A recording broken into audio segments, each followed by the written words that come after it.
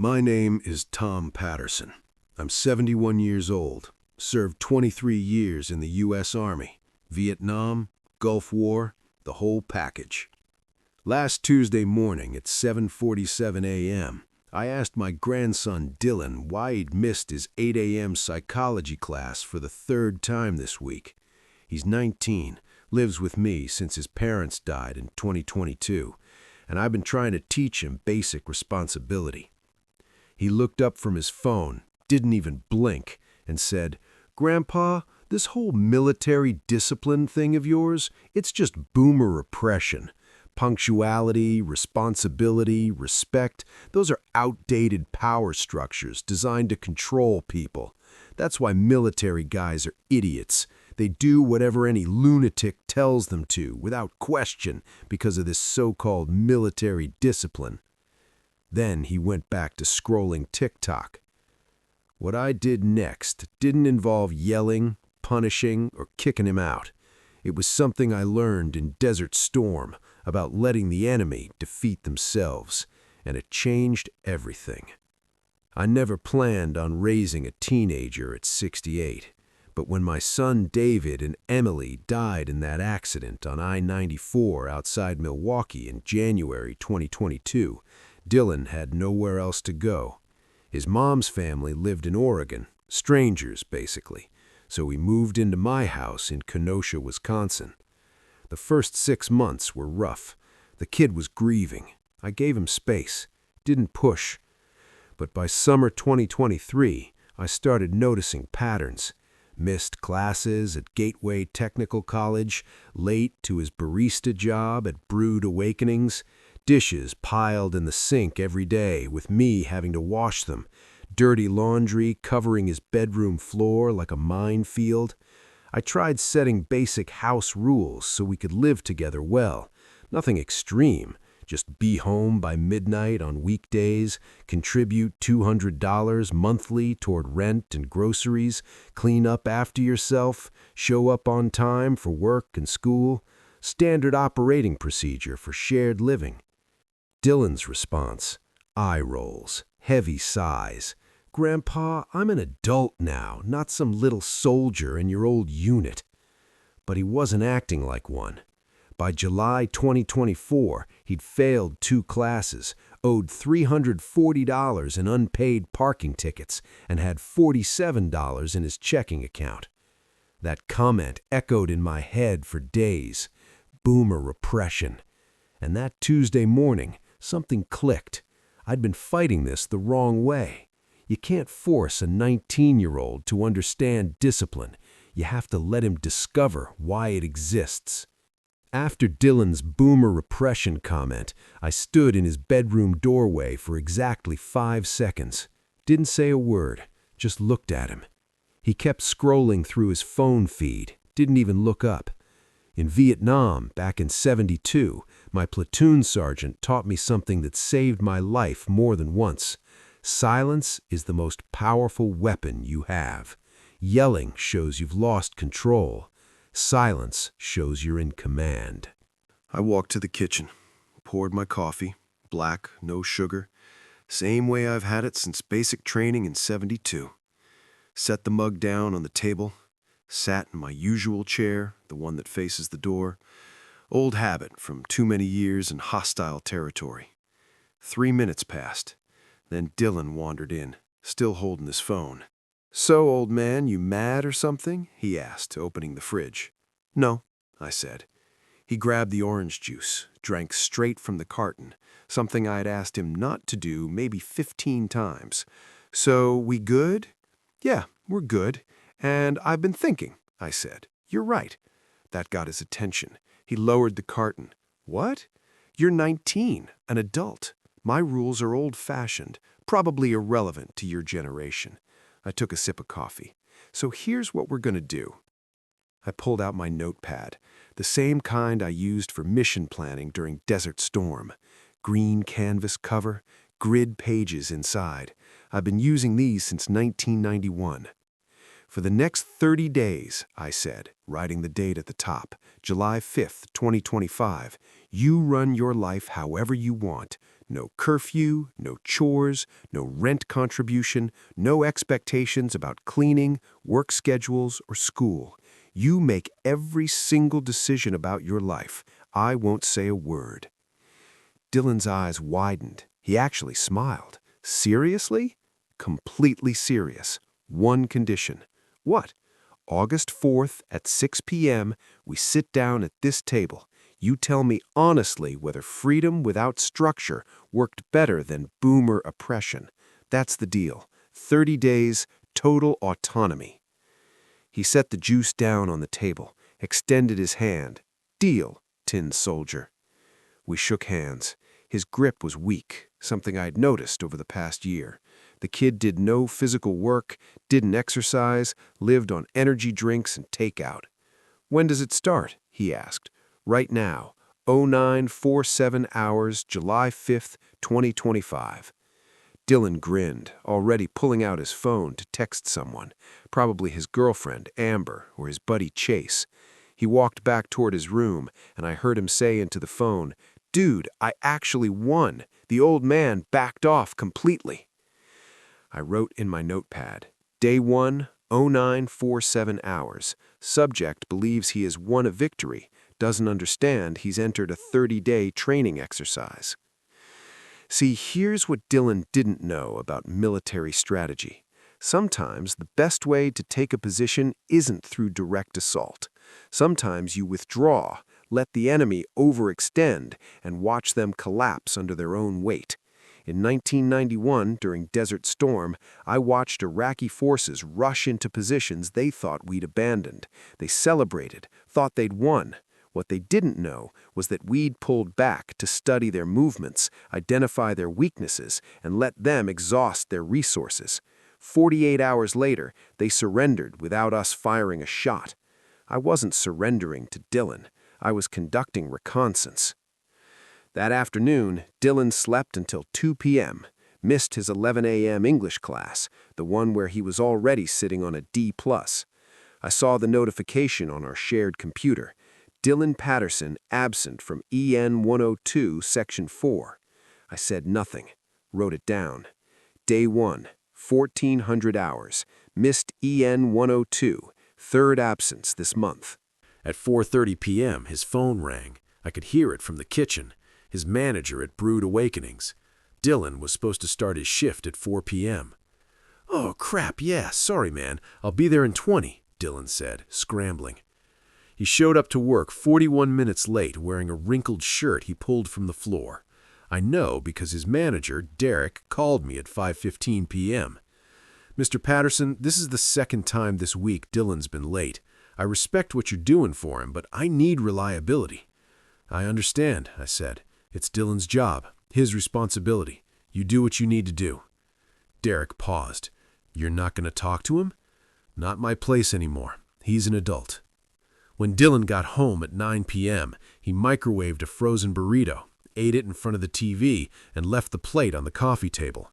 The old oppressor would have said something. The new one wrote it down. Day 1, 2100 hours. Late to work by 41 minutes. Manager called. Dirty dish left in common area. But I didn't say anything. Not yet. Because in the Army, we didn't just react to the enemy. We studied them, learned their patterns, let them think they were winning. And he thought he was.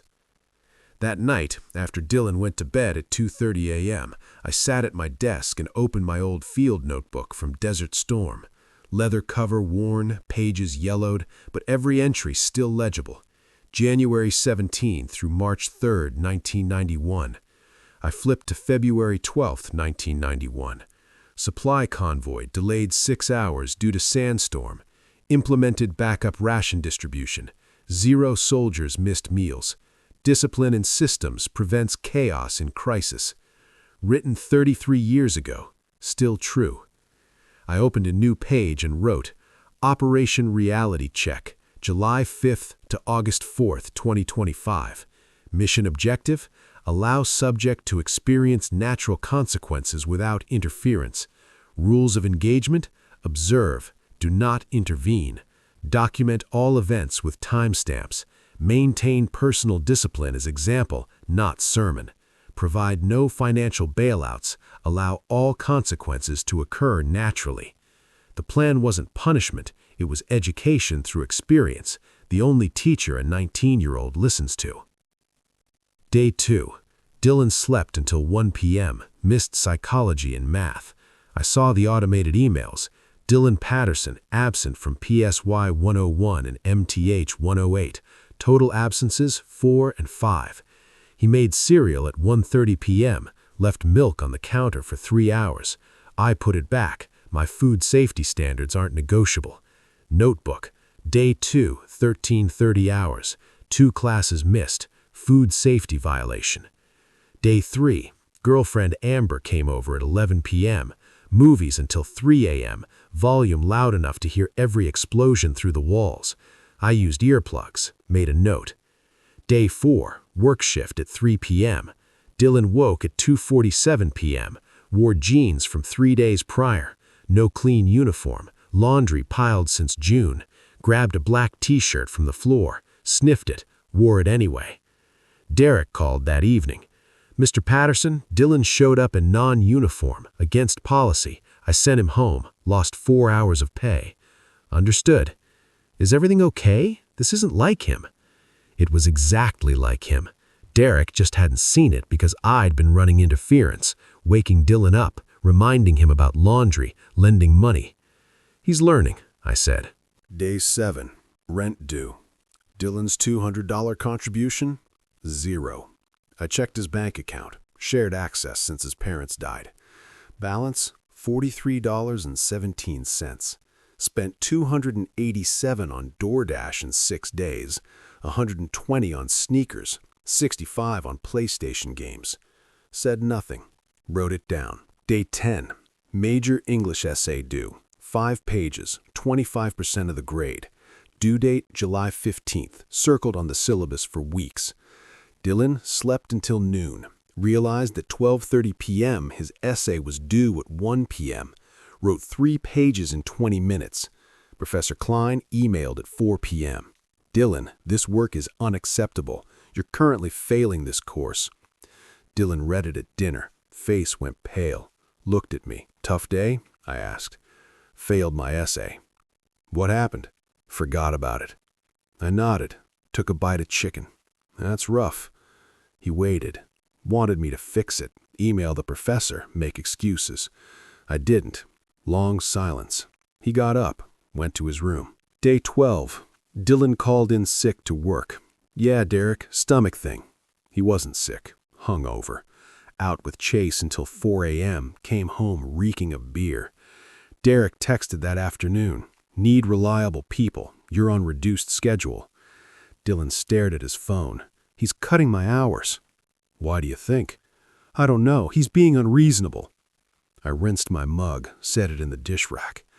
Accountability usually feels unreasonable when you're not used to it. Walked outside. Day 15. Rent 2 weeks overdue. Dylan owed $200.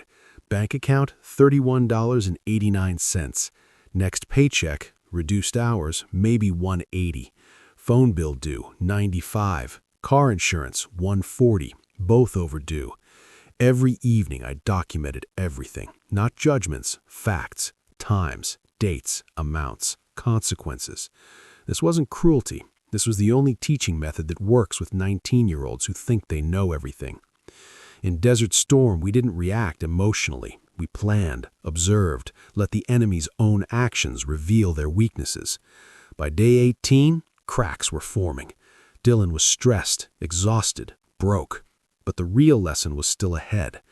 I gave myself 48 hours to plan this operation back on July 5, just like mission planning in 1991. And now the plan was working exactly as predicted.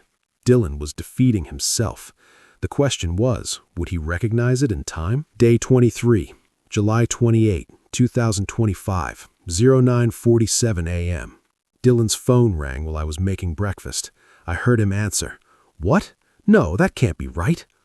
He came into the kitchen, face white like a ghost. Grandpa, my car got towed. From where? Campus. They said I had unpaid parking tickets. How many? He looked at his phone. 7. 380 total to get it back from the impound. I flipped my eggs. That's expensive. I need help. I don't have that kind of money. I turned off the stove, looked at him directly. Dylan, what was our agreement on July 5? That I run my own life. Right, and that includes your finances, your decisions, your consequences. His jaw tightened. So you're just going to let me fail? No, I said calmly.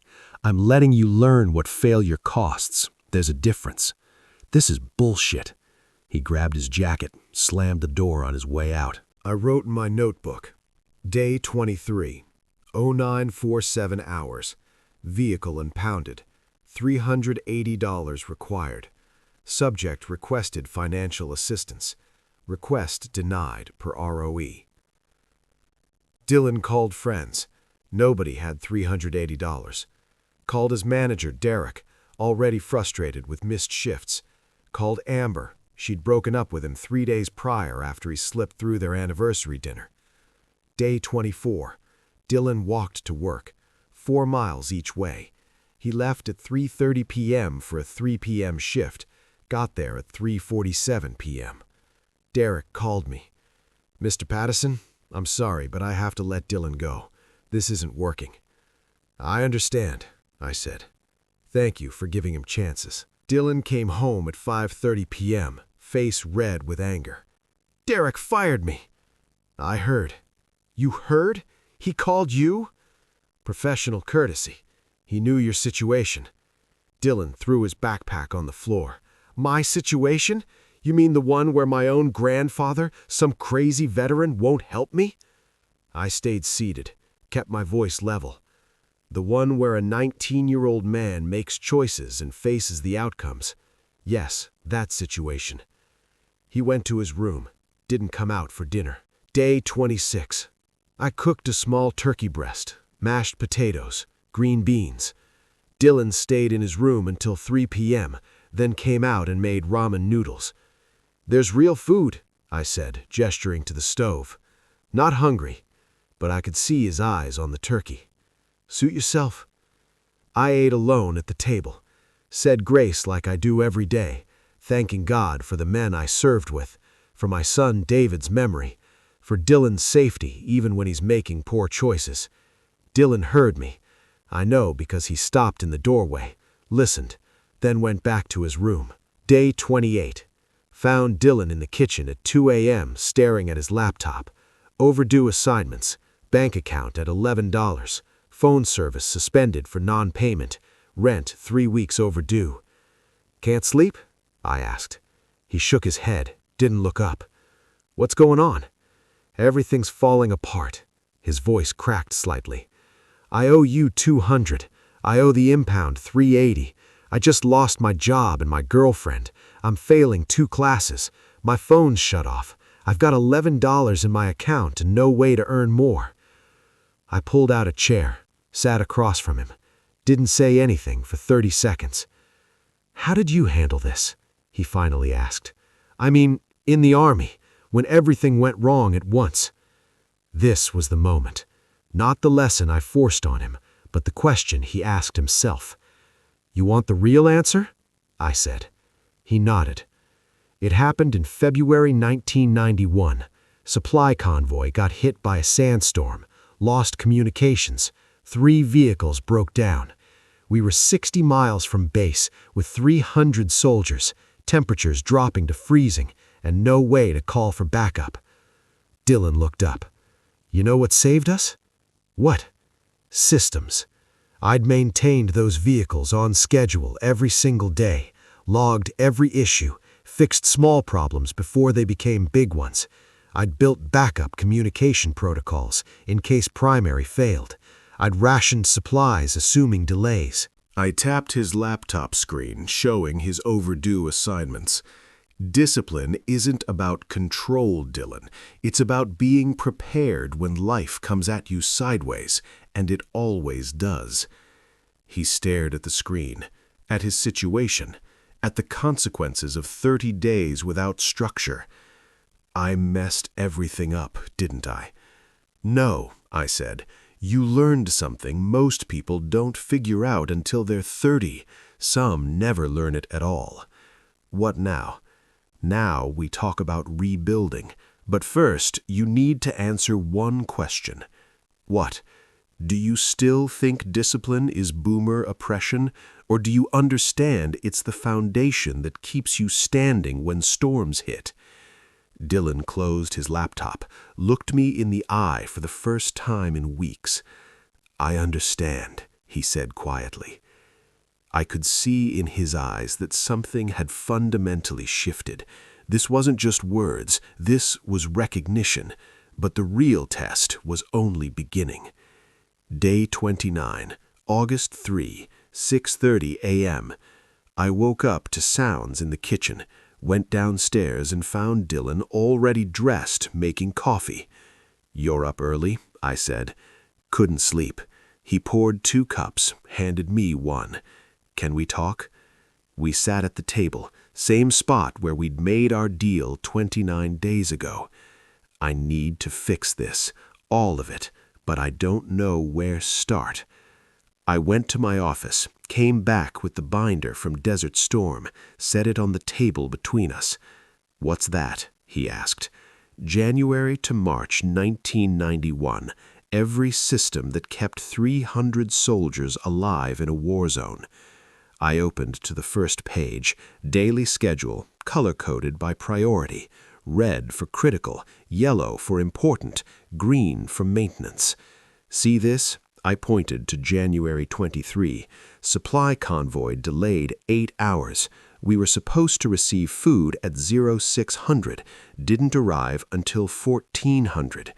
If I hadn't maintained backup rations, logged every meal, tracked every calorie, planned for delays, 300 men don't eat that day. Some were already sick. Weakened soldiers make mistakes. Mistakes get people killed. I flipped forward. February 4. Sandstorm knocked out primary communications. But see this log? I pointed to equipment maintenance records. I'd checked backup radio systems every single day for 6 weeks, documented every test. When primary failed, we had secondary up in 4 minutes. Dylan leaned closer, reading the detailed entries. "February 18, you know what day that is?" I asked. "It was my father's birthday," he answered. "Yes, 7 years old. I was 7,500 miles away in a desert, couldn't leave my post. But because I'd built systems that functioned without constant oversight, I could take 15 minutes, exactly 15 minutes, to call your grandmother from a satellite phone and talk to my boy." I said this with tears in my eyes, remembering my little boy. Dylan was quiet. His finger traced the handwritten lines. I turned to a page from March 1. This is the day everything went sideways. 3 vehicles broke down simultaneously. Sandstorm hit, lost communications. Temperatures dropped to 34 degrees, and we were in summer weight uniforms. What happened? We survived because every single boring, repetitive task I'd done for 2 months paid off. Maintenance logs told me exactly what parts we needed. Backup protocols kept everyone coordinated. Supply rationing meant we had enough food and water for an extra 48 hours. I closed the binder, looked at Dylan. "You think structure is oppression because you've never experienced real chaos. You've never been in a situation where one missed detail means someone dies, where being late doesn't just cost you a job, it costs lives. Discipline isn't about controlling you," I said. "It's about protecting you from yourself, from chaos, from consequences you can't undo." He opened his laptop, showed me his situation. $612 in total debt, 2 failing classes, no job, no car, no phone service. "This is my chaos," he said, "isn't it?" "Yes. And you watched me drive straight into it." "I did, because you wouldn't have believed me if I'd just told you. Some lessons only work when you live 'em." Dylan pulled out his own notebook, one I didn't know he had, opened it. Inside were entries from the last week.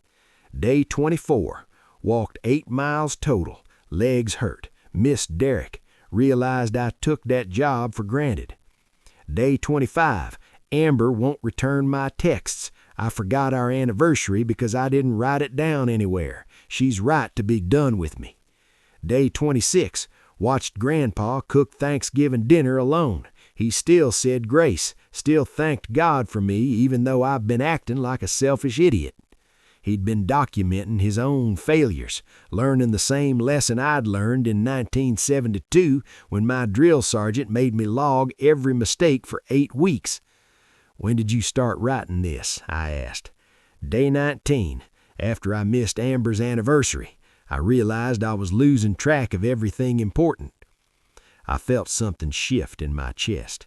Not pride exactly, more like recognition. He was starting to think like a soldier. Document, analyze, adapt.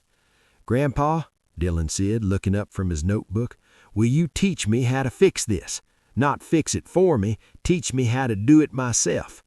This was what I'd been waiting for. Not surrender, not defeat, request for training.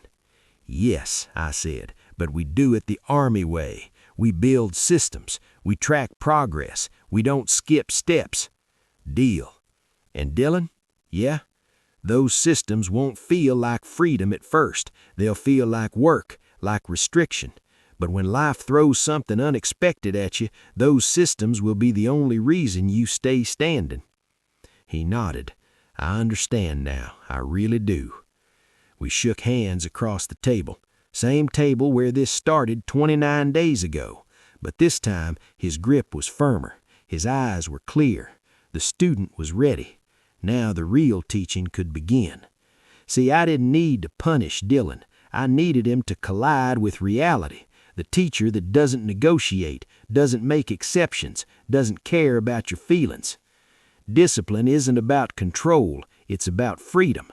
Real freedom. The kind where you're not enslaved to your impulses, your debts, your chaos.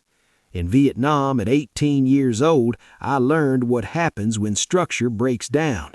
Men died because someone didn't check equipment. Missions failed because someone showed up late. Discipline wasn't philosophical, it was survival. Dillon thought he was fighting me, but he was really fighting the same forces every human faces: time and consequences. The universe doesn't care about your intentions. It only responds to your actions. I could have lectured him on day 1, could have grounded him, threatened him, forced compliance. But 19-year-olds don't learn from lectures. They learn from collisions with reality. That's what the Army taught me. You don't create soldiers by yelling. You create them by putting them in situations where discipline becomes the only logical choice, or watching them fail until they figure it out. The best gift I could give my grandson wasn't answers. It was the space to ask the right questions. Not why is Grandpa so strict, but why is my life falling apart? Structure isn't oppression. Structure is the foundation that lets you stand when storms hit, and storms always hit. Day 30 came, August 4th, 2025, 6 p.m. Dillon sat across from me at the kitchen table, same spot where we shook hands a month ago. "I was wrong," he said, "about the boomer oppression thing." I nodded. "You weren't entirely wrong. I was imposing structure without teaching you why it matters. That's on me, too." 3 months later, Dillon's up at 5:45 a.m. without alarms.